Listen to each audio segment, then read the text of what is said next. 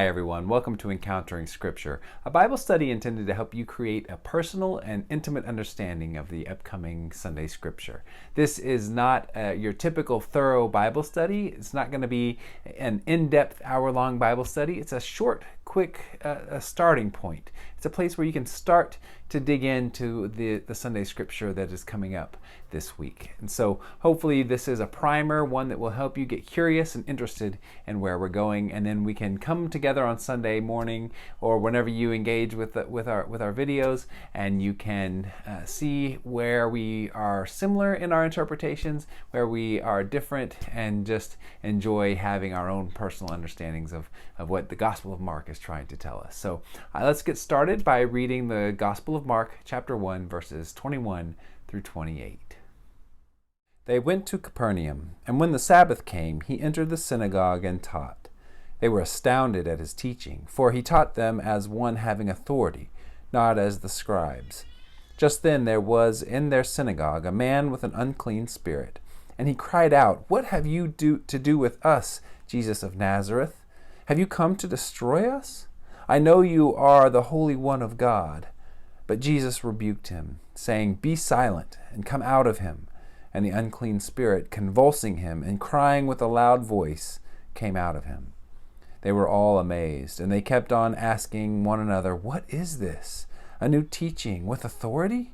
He commands even the unclean spirits, and they obey him." At once his fame began to spread throughout the surrounding region of Galilee.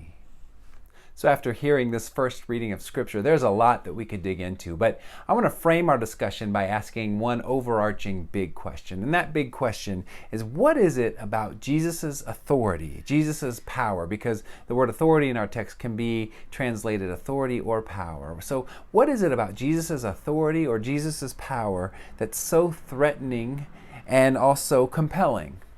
What is it about Jesus' authority or his power that is so threatening or compelling? So in our scripture reading today, we see Jesus is in Capernaum, which is in the northeast part of Galilee, which is along the coast of the Sea of Galilee. And he has arrived in a synagogue. Now, a synagogue is not like the place that we think of today in the first century of Judea. The synagogue is a place where the village would come together. People lived in villages back in those days, and it's a place where the village would come together. It was like a meeting point. And they would come together to read the scrolls, and then someone would expound upon the scriptures. Someone who had some knowledge about the scriptures would teach and would expound upon what was read. Now these would be held in private homes and public spaces and gathering spaces. There's some archaeological evidence that this might have been a rather large space in Capernaum, but there's a lot of unknowns about the specific places. But the synagogue, think of it as a gathering point in a village where the village would come together. So Jesus has arrived in Capernaum, and he enters into this synagogue and he teaches. Now, I want to look at the people involved in this reading. I think that kind of goes towards our overarching big question. And one of the first people that are mentioned are the scribes. Now, the scribes were people who were copyists, people who copied on the scrolls, the scriptures.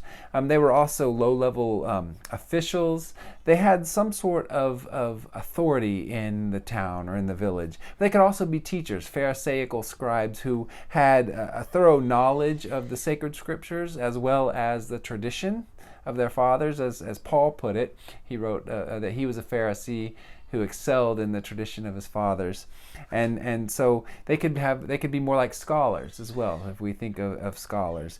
And so the first thing that we notice is that when Jesus teaches, they right off the bat they notice that he is teaching in a different way. It's not what he's teaching. We don't hear about what he teaches. We teach about how he preaches. So they right off the bat, his authority is noticed, how he is teaching with authority, not like the scribes. So what would that tell you about how the scribes were teaching, and what would it tell you about how Jesus is teaching? And think about the how. How is Jesus teaching, not what is Jesus teaching? So we have the scribes. And then in the middle of our story, we have what's known as an unclean spirit. Then Mark writes about this unclean spirit that is in possession of a person in the synagogue. And so we want to think about the unclean spirits. Now, scholars have pointed out that unclean spirits are different than demons. So unclean spirits in these writings are invisible spiritual beings. This is how one scholar put it. He said they're invisible spiritual beings that are alienated and hostile to God. So they're not demons, as I mentioned. They don't have satanic power. Those kinds of forms in our gospel texts are saved for apocalyptic literature. This is not an apocalyptic text. This is a teaching. This is a healing and exorcism story. But it's very specifically, Mark is specific about who it is that Jesus is having this confrontation with, and that's an unclean spirit. A spirit who's been alienated from God, who's hostile to God, but because they are ritually unclean. So that might tell us a little bit about these unclean spirits. But the question that the demon asks, two things I think we can notice.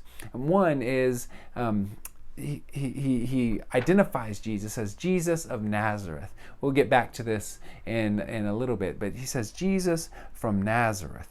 And then the second thing he says, have you come to destroy us? This demon says, have you come to destroy us? Now, that's an interesting question for an unclean spirit to ask. So what is it about Jesus' teaching, Jesus' authority that is so threatening to these unclean spirits? And then we see that this unclean spirit, when Jesus rebukes the unclean spirit and the spirit comes out of this person, we see that the spirit does it violently. The spirit convulses the man, knocks the man over, and comes out, and the man screams. The person that's possessed by this spirit screams out, and so we see a very violent coming out of this unclean spirit. And this is different. This story is also told in the Gospel of Luke, and it's a very different story in the sense that it says that the spirit, without harming the person that was possessed, comes out. And Mark has him very, very vibrantly, very pointedly saying that this spirit convulsed the man, and it was a violent exorcism of this spirit. So I think those are two things that we need to notice. So we have the scribes who are teachers, the Pharisaical teachers. We have the unclean spirit who is hostile to God, who's alienated and hostile to God, and asking the question of why have you come to destroy us? Also points out that it was Jesus from Nazareth. And the last group I want to look at are the people who've gathered in this synagogue. And it's right off the bat, these people are acknowledging the authority, the power that Jesus is teaching with. Again, not what he's teaching, but how he is teaching.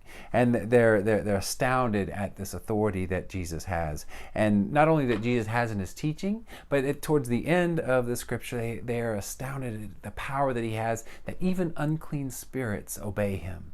So it's how he teaches, and it's also in the fact that these spirits obey him when he commands them. And so that's astounding to him. And so how are these people responding to Jesus' teaching? Well, at the end it says that Jesus' fame spreads throughout the region of Galilee. So this is a spark into people following Jesus. And so I think that's something to think about in how Jesus is teaching, how the response to his teaching, and also to the power that Jesus has in his teaching.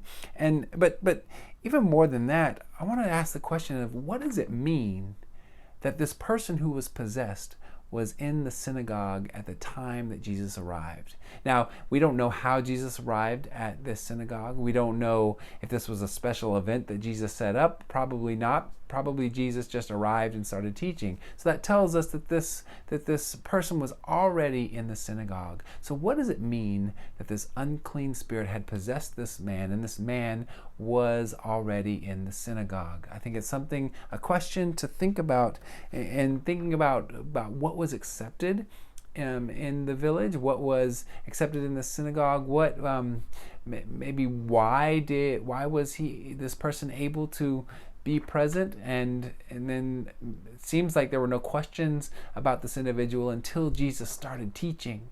So what was it that triggered this unclean spirit in the possession of this man? What was it about I just want to pose the question of what does it mean that this possessed human being with this unclean spirit was able to sit in the synagogue, and if Jesus wouldn't have been there, what would have happened? What would the teaching have covered, and what would have been the reaction to the unclean spirit? Say if it was a scribe who was teaching with less authority, as they mentioned at the beginning. And tied to that is just this question that I brought up earlier. The demon says Jesus of Nazareth. In both Luke and in Mark, the fact that Jesus is from Nazareth is pointed out. And so I wonder, and I would like to ask the question, and maybe have you think about this, I wonder if there was any resistance to Jesus being in Capernaum, Jesus the Nazarene being in Capernaum and teaching and causing this stir, causing these problems. Could there have been a regional or some sort of rivalry between the two? Could people might be having some resistance within them about someone from the outside of their village coming in and teaching and causing maybe a stir? What was it about Jesus, who his authority and his power that was so threatening on some cases and compelling in others? What was it about Jesus' teaching that caused that was so threatening and so compelling at the same time? So I want to lift, that's our overall question. I hope that you will dig in a little bit to the scripture and think about the scribes, think about the unclean spirits, think about the people gathered there. Really allow this scene to sink in and draw questions out of you. I've done that a little bit, showed you my process a little bit and some of the questions that arrived, and I invite you to do the same. So before we close tonight, I want to read it again, and then we will close out. They went to Capernaum, and when the Sabbath came, he entered the synagogue and taught. They were astounded at his teaching, for he taught them as one having authority, not as the scribes. Just then there was in their synagogue a man with an unclean spirit, and he cried out, "What have you to do with us, Jesus of Nazareth? Have you come to destroy us? I know you are the Holy One of God." But Jesus rebuked him, saying, "Be silent, and come out of him." And the unclean spirit, convulsing him and crying with a loud voice, came out of him. They were all amazed, and they kept on asking one another, "What is this? A new teaching with authority? He commands even the unclean spirits, and they obey him." At once his fame began to spread throughout the surrounding region of Galilee. I hope you will allow these words, this scriptural text, to sink in, to let it guide you, to let your imagination flow, to bring questions out of you. And I hope that throughout the rest of this week, you will spend some time just diving into the scripture text and let it take you where it takes you. Allow the Spirit to move you and allow it to speak to you in the way that it is intended to speak to you. With that said, if you are enjoying this Bible study, there's going to be more throughout this season going on through Lent.